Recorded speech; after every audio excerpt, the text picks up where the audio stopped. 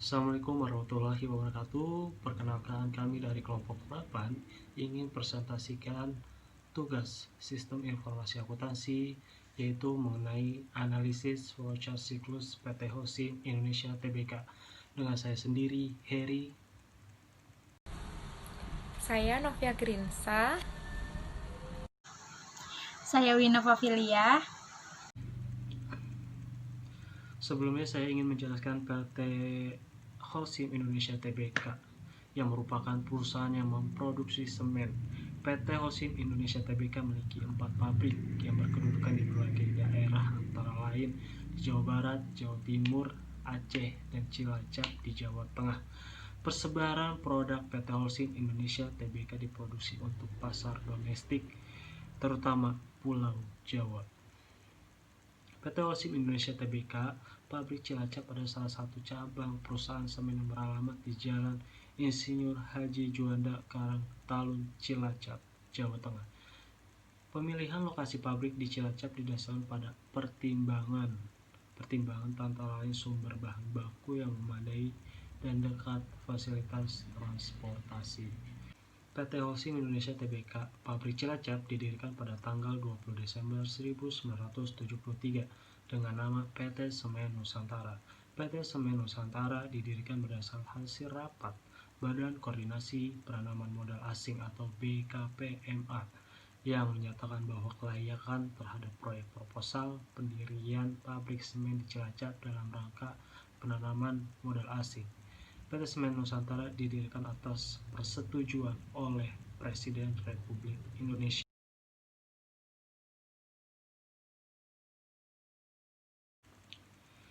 Di sini kita akan membahas rumusan masalah bagaimana flowchart yang terdapat di setiap siklus PT Hosim Indonesia.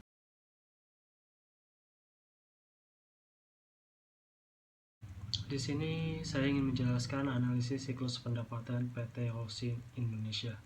Pendapatan PT Hosim Indonesia Tbk naik 7,2% di kuartal ketiga tahun 2019. PT Hosim Indonesia Tbk mencatat pertumbuhan penjualan sebesar 7,2% atau 7,37 triliun rupiah dalam 9 bulan pertama tahun ini.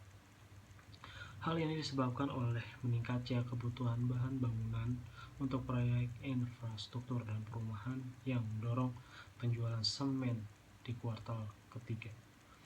Volume penjualan semen juga tumbuh 8% selama periode 9 bulan, melebihi pertumbuhan pasar yang baru mencapai 5%. Hosim meraih peningkatan laba kotor sebesar 1,2 triliun rupiah dengan margin sebesar 16,3%.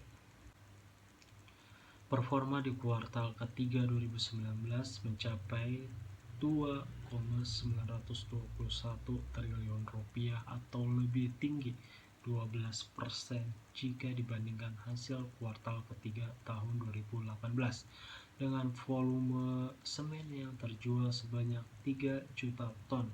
Pertumbuhan pendapatan ini didorong program efisiensi perusahaan yang terus berjalan.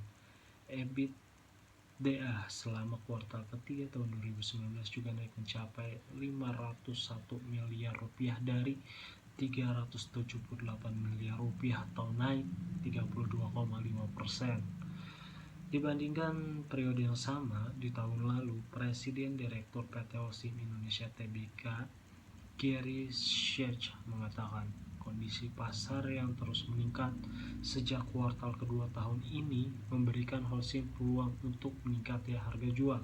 Manajemen mengaku juga lebih siap untuk mendukung kebutuhan pemerintah dalam pembangunan meskipun kondisi kelebihan pasokan masih terus berlanjut serta meningkatnya biaya energi. Peningkatan laba operasional mencerminkan keberhasilan perusahaan dalam mengimplementasikan program efisiensi yang berkelanjutan. Berikut flowchart siklus pendapatan.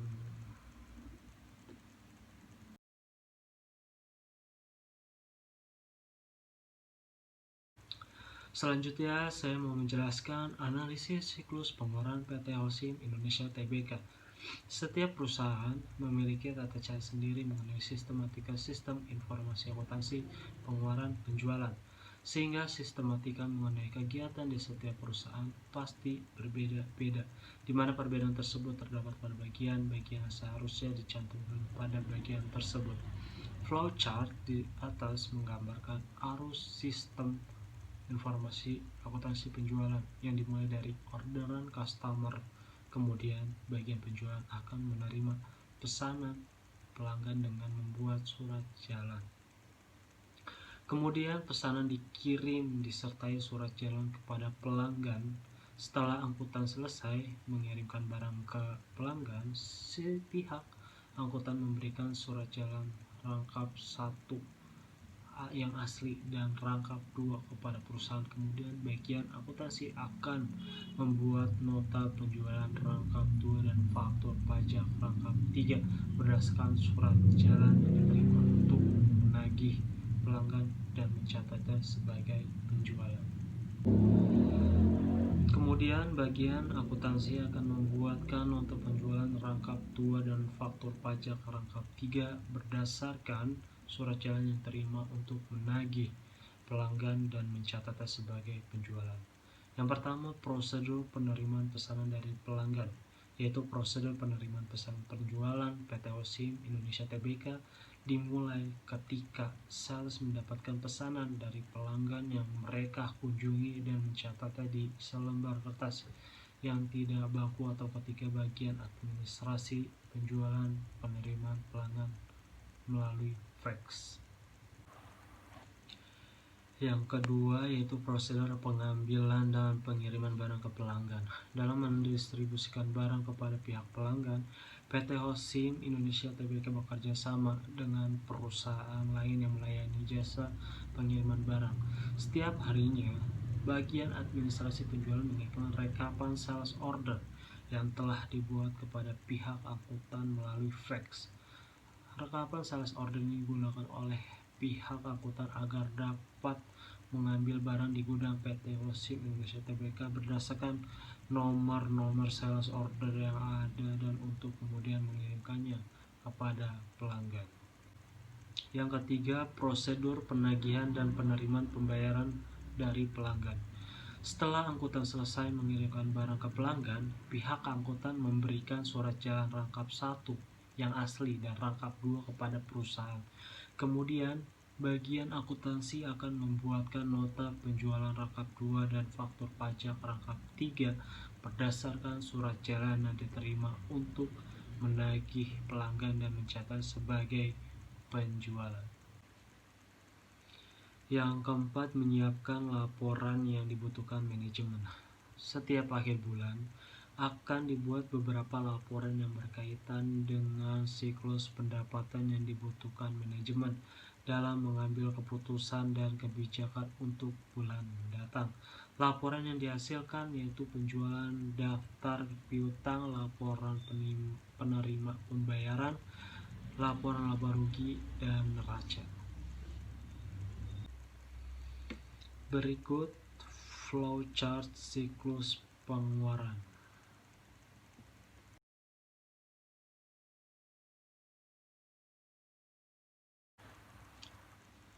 Untuk materi selanjutnya akan dijelaskan oleh teman saya yaitu Novia Grinsa Melia Putri. Selanjutnya saya akan menjelaskan mengenai siklus produksi PT Holcim Indonesia. PT Holcim Indonesia mulai berproduksi dan berdistribusi secara umum sejak tanggal 1 September 1977. Pemenuhan kebutuhan pasar di wilayah Jawa Tengah dan daerah istimewa Yogyakarta, PT Holcim Indonesia Pabrik Cilacap memperbesar kapasitas produksinya menjadi 1.500 ton per tahun. Dari sebelumnya 500 ton per tahun dengan menambah proses pre-grinding untuk mempercepat proses penghancuran klinker. Penambahan 1 unit produksi dengan kapasitas 2.600 ton per tahun pada bulan Januari 1995 sebagai unit kelima PT Holcim Indonesia pada tahun 1995. Cilacap Plant 1 sempat mengalami penutupan dengan alasan kenaikan bahan bakar minyak atau BBM yang menyebabkan kenaikan biaya operasi yang melebihi budget dan mengalami kerugian. Pada tahun 2000, PT Holcim Indonesia Pabrik Cilacap mengadakan rekonstruksi hutang atau pembayaran hutang menjadi lebih ringan dibandingkan dengan syarat pembayaran hutang sebelumnya dengan para kreditor. Holcim membeli sebagian besar saham dengan total 77,33%, 16,1% saham dimiliki kreditor, dan 6,66% saham dimiliki untuk umum. Inilah bentuk flowchart siklus produksi.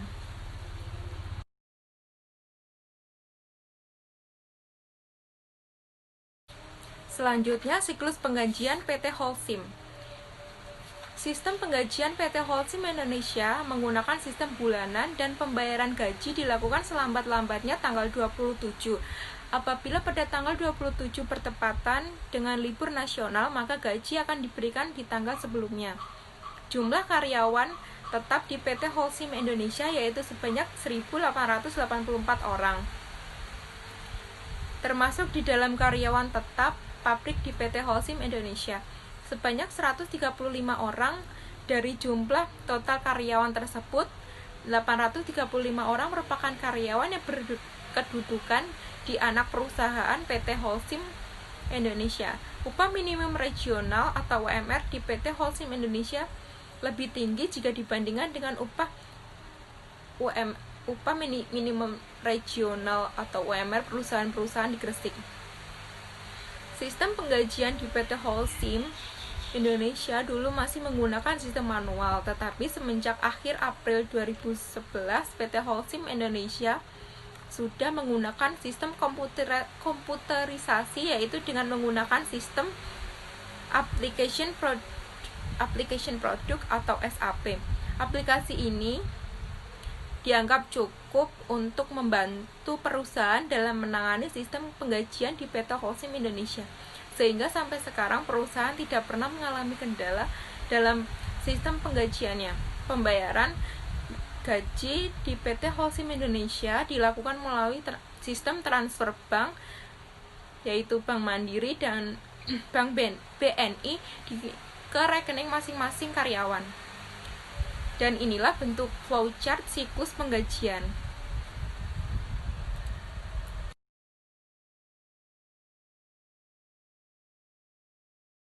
Di sini saya akan menjelaskan analisis siklus kas PT Holcim Indonesia. Pengelolaan kas masuk. Pengurangan jangka waktu penerimaan kas masuk merupakan dasar dari upaya untuk mempercepat aliran kas masuk. Yang pertama, ada jangka waktu yang terjadi saat konsumen memberikan cek sampai perusahaan dapat memproses cek tersebut. Yang kedua, jangka waktu yang dibutuhkan perusahaan untuk cek yang diterima sebelum dapat disimpan di bank. Yang ketiga, jangka waktu yang dibutuhkan perusahaan untuk menyatakan cek tersebut dapat diterima oleh bank melalui proses clearing yang dilakukan bank, baik dana siap dan bebas digunakan oleh perusahaan. Untuk mengatasi kendala waktu ini digunakan metode sebagai berikut. Yang pertama, the logbook arrangement. Saat ini akan mempercepat konversi dan dari pembayaran yang diterima hingga siap digunakan melalui pengurangan jangka waktu. Yang kedua, PACS. Sistem ini dinilai lebih efektif dibanding logbook arrangement dalam mempercepat jangka waktu mengkonversikan penerimaan pembayaran menjadi kas yang siap digunakan oleh perusahaan. Yang ketiga, depository transfer check. Sering digunakan dalam praktik dan dikenal dengan istilah consideration banking.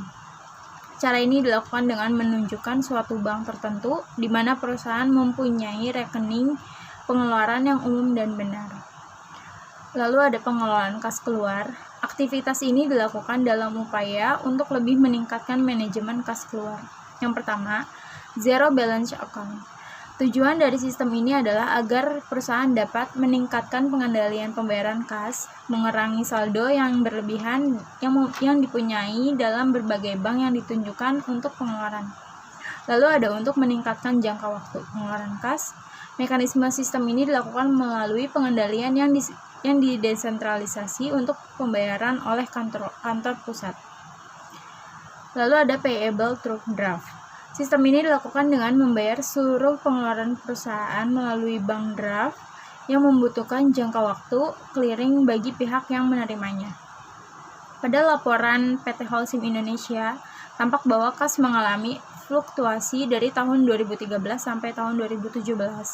Setiap penerimaan dan pengelolaan kas harus dilakukan secara baik. Maksudnya di sini, jangan sampai perusahaan kekurangan uang kas untuk melakukan berbagai keperluan pengeluaran perusahaan. Sekian presentasi dari kelompok kami. Apabila ada kesalahan mohon dimaafkan. Terima kasih. Wassalamualaikum warahmatullahi wabarakatuh.